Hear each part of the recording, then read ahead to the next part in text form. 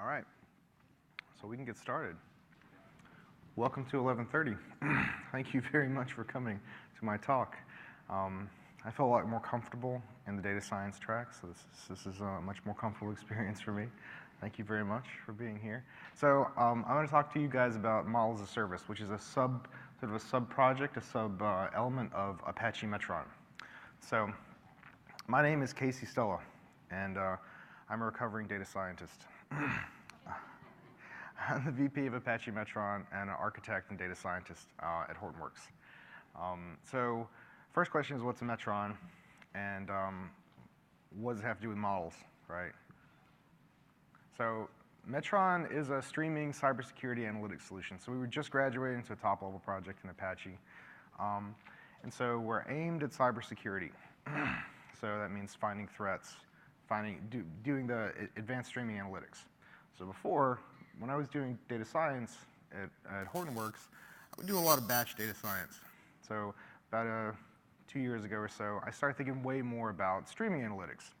Like, how could I take the stuff I was comfortable with and liked, you know, and Spark MLlib or TensorFlow or whatever, the models that I was comfortable, the tools that I was comfortable using to do data science, how could I do that in a streaming context?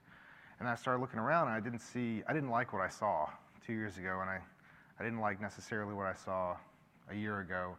So I said, well, you know, let's build our own kind of, let me solve the itch that I saw in the field whenever I was in the field, and now that I'm experiencing, you know, being inside of a solution, right? So roughly speaking, we ingest network data from many different sources, right? So think intrusion detection systems, think deep packet inspection. So these are all coming in through Kafka. We're a Kappa architecture, and we're analyzing it through Storm. That data is then going to be normalized and enriched. So why are we doing enrichment? Well, the trick to analytics, the trick to any analytics, but in particular streaming analytics, the trick to any analytics is to get the most context possible, right? And that context can be in the form of insight. That context can be in the form of you can almost think about feature selection and feature engineering as an exercise in building up context to teach a machine something, right? So in streaming, it's no different. We want to focus on enrichments, which are going to build up more and more context, right? So potential threats are going to be identified in that enriched data, and as it streams by. So we want to be a streaming-first system. As the data streams by, we want to make that decision about a particular message that goes through as the message is going through, not an after-the-fact system. Though there will be after-the-fact components, obviously.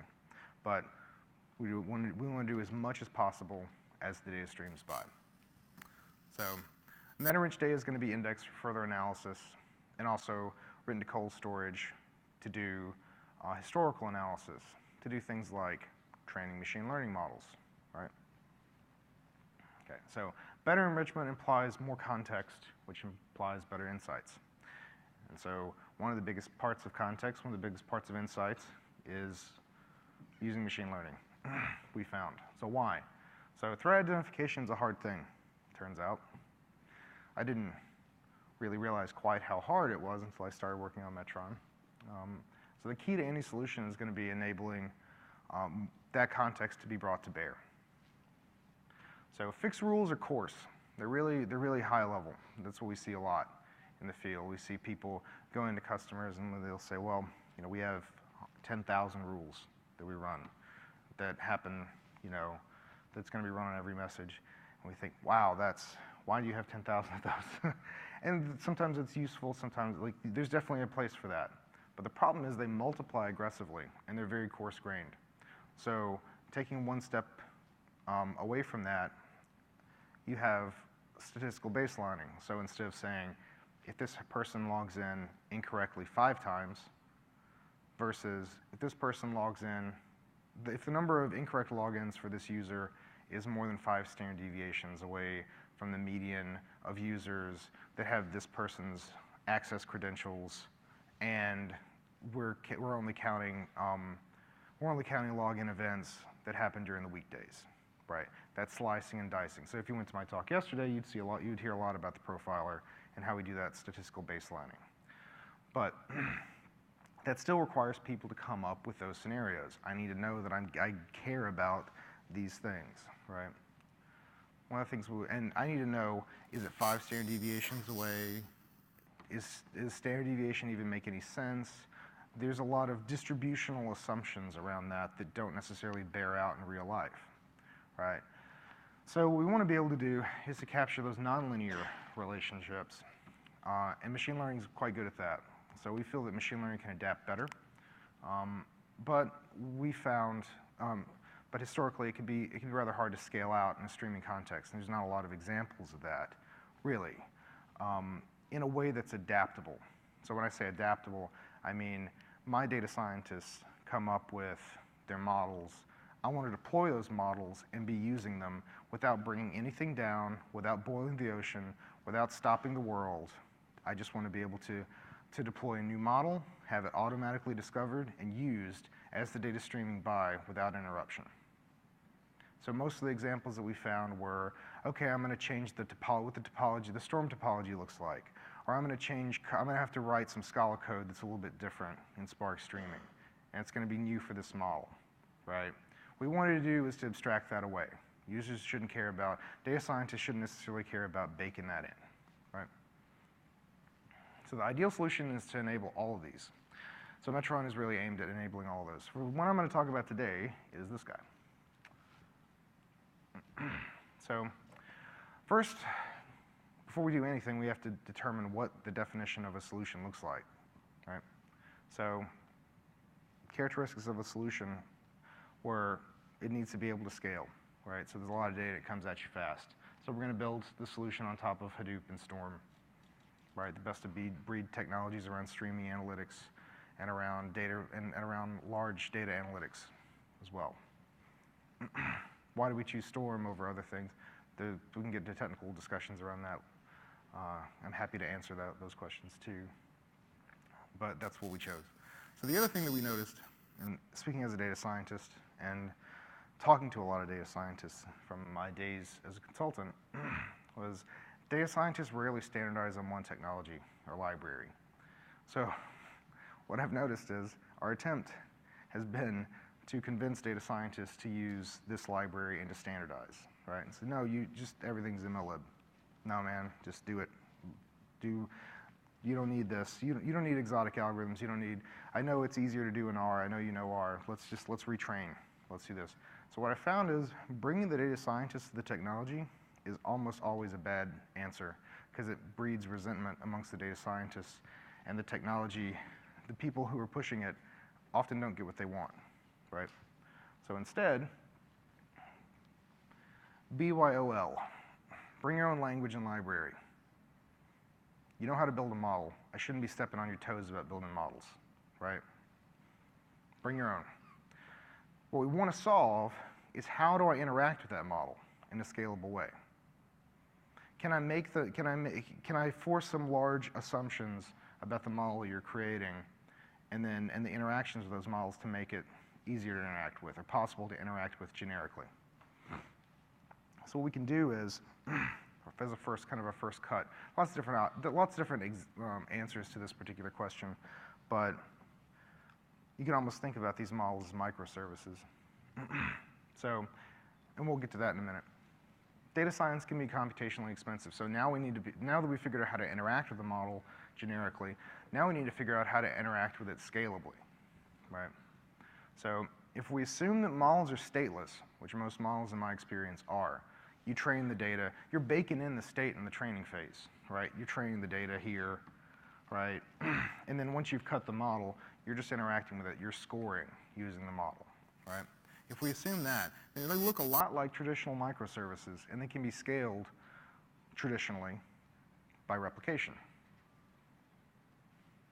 So, but what we also want is one step farther. So now we can deploy a model and we can interact with the model through REST if our data scientists are willing to meet us halfway and build REST endpoints. Now, the integration of new models and the retirement of old models are a problem, right? When I have a new model, I want to be able to deploy that model, and I don't want to have to bring down the world to do it, right? I want version 2 to immediately start happening. Or maybe I want to look at version 2 only for some portion of the traffic to kind of see if it's going to screw up. Stuff like that. And it has to be seamless. So what we want to be able to do is register that model and do auto-discovery.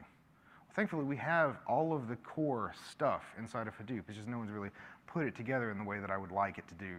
So that's why we built Model as a Service. So we're going to use Zookeeper for registry and auto-discovery. Because you don't care about where it's located. You only care that the model is called foo, and it's version X. Right? And when version X+1 happens, I want to update version X+1, and I don't want to bring anything down.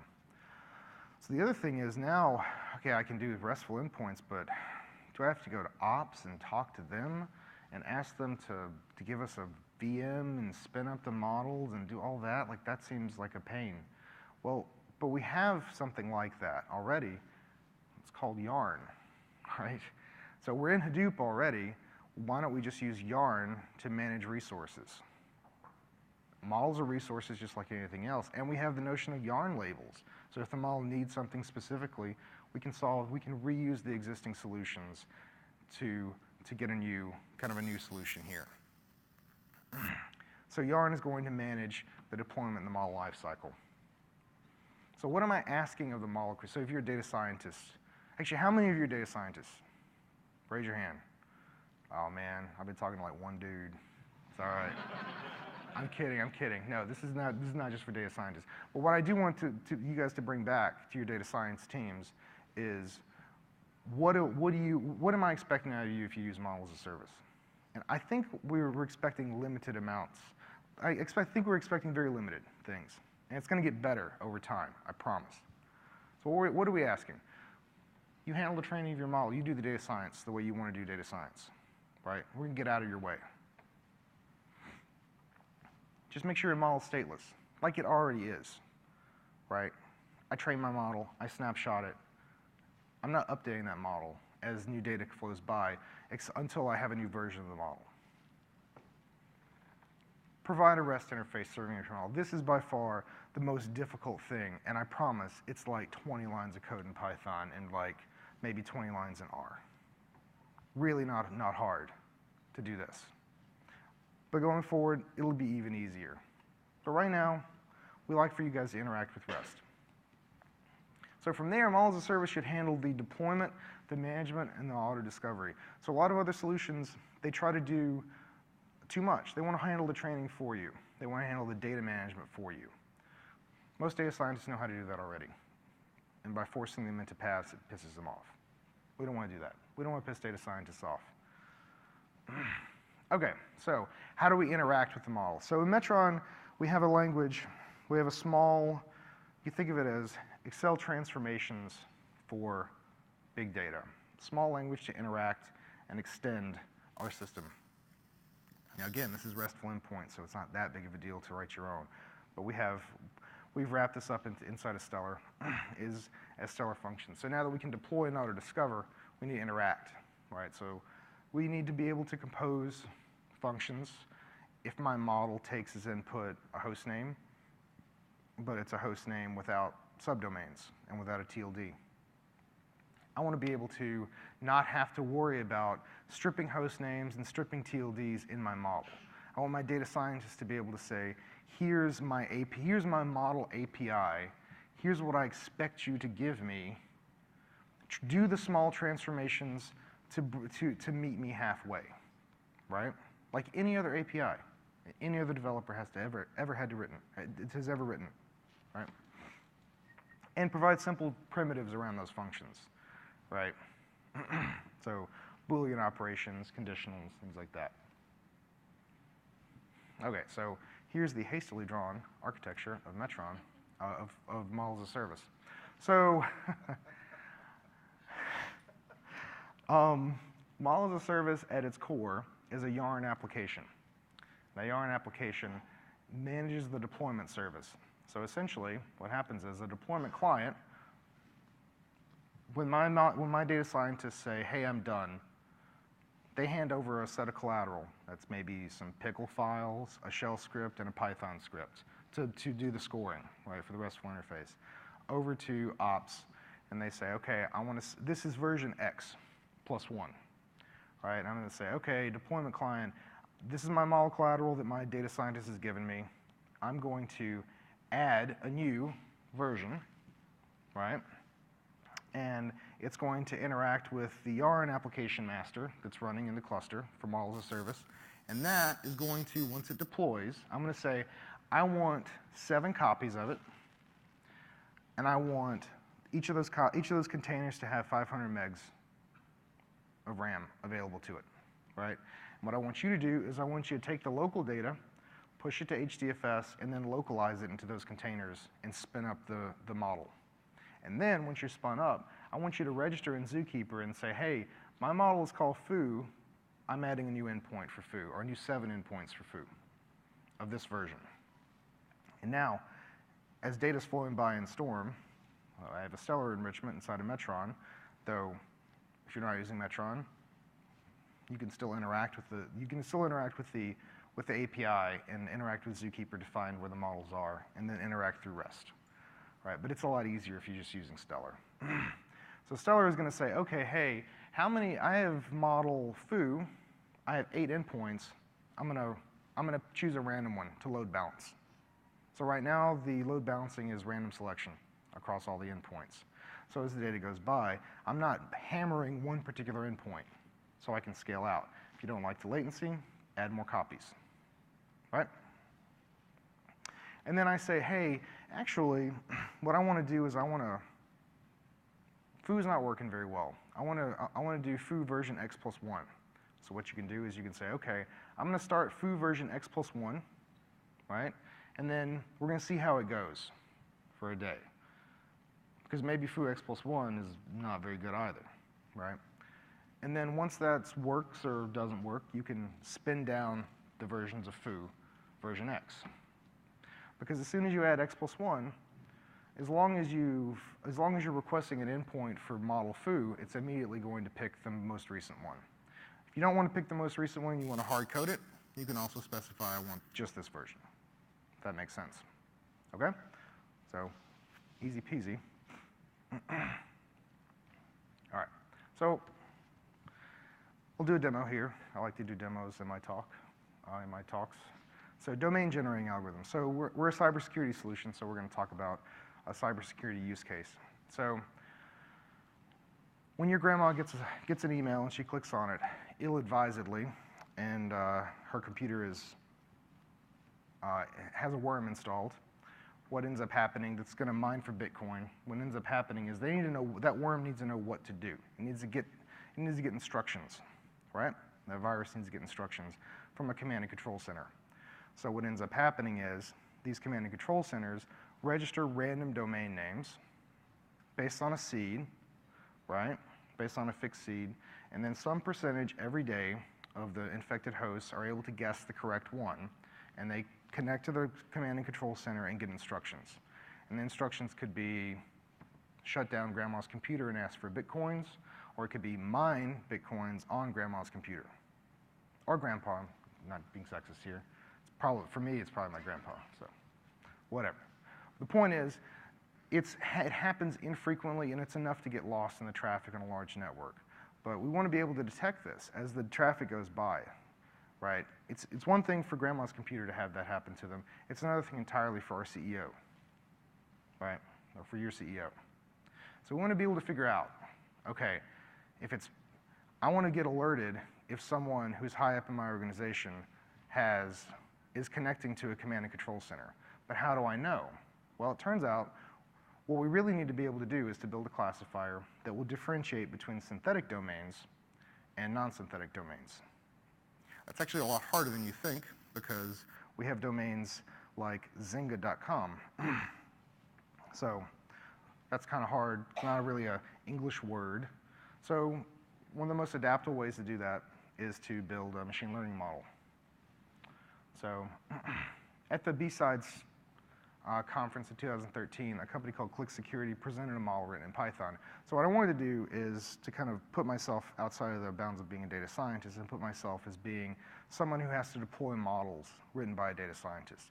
So I'm assuming these B-Sides guys, the Click Security guys are my data science team. and they've presented me with a model, right? So I expose the model as a REST endpoint, easy peasy, about 20 lines of code. I'm going to deploy a model as a service, and I'm going to interact with the model in Stellar. Okay. So the first thing we're going to do is start the Yarn application to start model as a service. So I need to give it my zookeeper quorum, and it's going to start the Yarn application. And it's going to say, OK, oh, it's running. Great.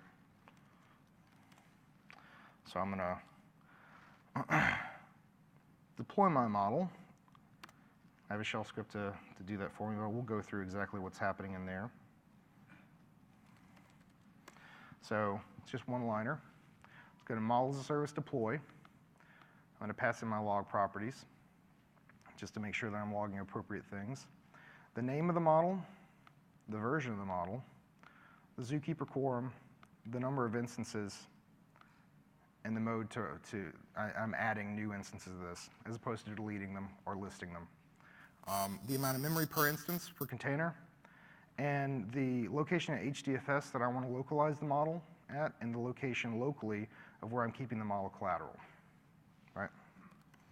So hopefully it's started at this point. OK, it says I have one version here, and it's located right here. So as a developer, or as a data scientist, or someone interacting with the model, I don't want to know where that's located. I don't care. I just want to know that there's a version there. So I can interact with that version by curl, because it's just REST. Just kind of show you there's nothing hidden up my sleeves. And it says, it's legit domain, right?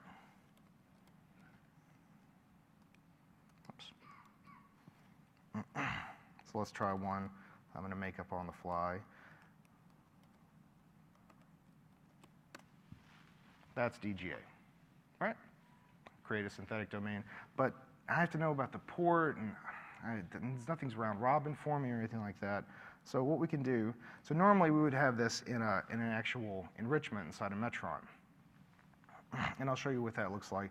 But before that, I just want to interact with the model via Stellar. So I'm going to use the StellarRebel. So it's a read, evaluate, print, and list loop to let you evaluate Stellar expressions. So the way the Stellar expression, the Stellar functions that we've added for model as a service are two. One of them is to get an endpoint. So all Stellar functions are forced to be documented. It's one of the things that pissed me off throughout most of my career, is it's forced to be documented. So the arguments are a model name and a version. The version is optional. So I can do things like, oh well, endpoint. Also tab completes, because it's another thing that ticks me off. All right. So I'm just going to pass in DGA, and it's going to say, oh, hey, here's a random endpoint for you to interact with. That's useful, but what I really want to do is actually inquire about whether a domain is DGA or not. So we're going to be able to compose these two guys together, this model apply. And the first argument is an endpoint, and the only other non-optional argument is the arguments. So for us, we standardize on a map as the argument input, right? So we're going to say MaaS get endpoint, DGA, just like before. It's my first argument. And then Stellar has maps as primitives. They look just like Python maps. And the argument was host, if I'm not mistaken. And I want to say kcstellar.com. Hopefully I'm not a synthetic domain. It's going to come back, and it's going to give me a map result, just like it did in curl. So it is malicious, is legit, right? OK. So the other question is, well, that's great for REPL, but I want to interact with it through a streaming architecture, right? So because Metron has Stellar baked in at its kind of core, you can call any of those Stellar functions from anywhere inside of Metron. So in the enrichment topology, which is a topology really focused on calling out to enrichments, using Stellar to enrich and bring more context to bear on the data streaming by, you can interact with it just like I was interacting before. I'm going to grab the endpoint. I'm going to get the result for this particular value. So I'm referring to a field here, not hard-coded, right? Well, I have staged this field before, so I have domains that are coming in, and I'm removing the subdomains because I know my model doesn't handle subdomains. My data scientist, I said, well, you guys should handle subdomains. And they said, no, you know, well, we're cool. We'll just handle domains. You can handle all of that kind of transformation. So the simple transformations are happening, or have happened before this. And the result is a map. So we want to grab the output of the map and figure out, is it actually malicious or not? So I don't necessarily trust my data scientist so much to always give me back a DGA or legit. So maybe they'll give me back an empty map because an error happened. I just want to make sure that it's indication that I have is DGA to be true if and only if the result of that map is the text DGA. So data scientists and the people and the data analysts doing the enrichment are still interacting together to build that contract, right? Okay, so next steps, my most exciting slide. All the things that I want to add to this. So this has been nice, but it's not entirely complete. What I would like to see for a more complete solution is a UI. It's way too much command line that I had to show you guys, right? Model monitoring. So deployment, auto-discovery, that's probably 50% of the battle. The last 50% of the battle is management and monitoring. I haven't seen anyone have a good solution around that. Right? Every contract that I ever did as a consultant, that was built in. Data science models are like gardens. If you just deploy them and don't tend them, they are full of weeds. So what you really want to understand is performance. If it's a classification model, I want to understand what percentage is this class versus this class, and how does that trend over time? Well, thankfully, we have things like embodied metrics that we want to integrate with, or TSDBs, like general TSDBs, to see how things are trending over time, along with dashboards. Alternate input formats. So REST is great. REST is easy. Every language and library there's going to be a REST library for it. It's going to be simple, right? But performance-wise, what I'd love to be able to do is to also support gRPC. That's why we have two Stellar functions for this. One is to get the endpoint, and the other one is to call the model. If I have a gRPC call, I want to be able to plug that in and have a different protocol that's a bit more tight, right? Automatic conversion of common model output formats. So if I have a Spark model, I want to just say, I want the shell script to just be spin up REST for Spark, or mllib REST endpoint, right? If I have a TensorFlow model, I want it to be able to support TensorFlow serving, not just a REST interface, right? That makes it even easier, lowers the barrier for data scientists. And a searchable model registry. If you have a ton of data scientists and thousands of models running, you want to know and be able to reuse and compose models together. Because one-off models are great, but a real mature solution, you have hundreds of models, and you're able to compose them and search so your data scientists aren't boiling the ocean and recreating a bunch of things that they don't need to recreate. So at this point, I'll take some questions. If you have questions about this, come to the cybersecurity bird of a feather session today, at the end of the day. Or you can ask questions now. Yes? Do you have time to show the rest? You said like 20 lines of code. Oh, yeah, I can show the rest. Yep.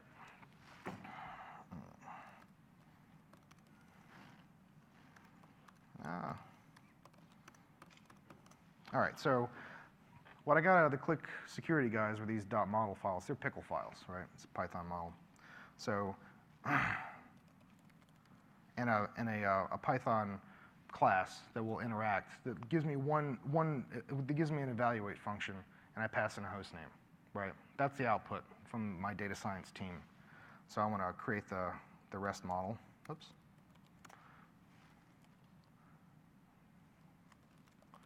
Let's see. It's 34 lines with comments. Okay, so I'm using Flask, which is really simple to get started. And I say, okay, I have a predict function, and I'm going to bind that to /apply on a get method. And I'm going to grab the host, and I'm going to use my model, and I'm going to evaluate the domain, and I'm going to set the output to be a map, and I'm going to JSONify that, and that's it. The only other thing you have to worry about is right now, because it's very agnostic as to what language you're using, you do need to notify Model as a Service of what port you're binding to. So this is a snippet of code, and you notify it by writing an endpoint.dat file with just a JSON blob that says, hey, I'm located here. You don't have to worry about the host name. You can just do 0.0.0.0, but you do need to pass in the port so I know like where you bound. Because Model as a Service is extremely hands-off at the moment. That may change going forward if we become a little less hands-off, but there's trade-offs there. The more hands-on you are, the fewer avenues you're opening up for your data scientists. And I don't like closing avenues for data scientists for the most part. It's a philosophical issue with me. Yes? What are the main components of the collateral file? The main components of the collateral file are the following. You need a shell script, and a shell script to run your model. My shell script here is just this. So I just want to make sure that I'm using Anaconda Python because I have other Pythons installed on this VM, and it's just executing the rest.py file. That's it. And then whatever else you need for your model. For me, it was pickle files, right? But that's just because that's what my data science group gave me. The only thing Model as a Service cares about is that shell script. That's a good question. Any other questions? Yeah. I'm just trying to understand, we use Metron like 0.2, like the first version. Yep. But none of this one looks very, I think it's more accomplished kind of thing. So, More accomplished. It's nice. Sorry, go ahead. Yeah, it's been in 1 year it really advanced a lot. So overall, so there's something called SAM, right? Yeah. So the thing is, are you going to integrate the SAM into this?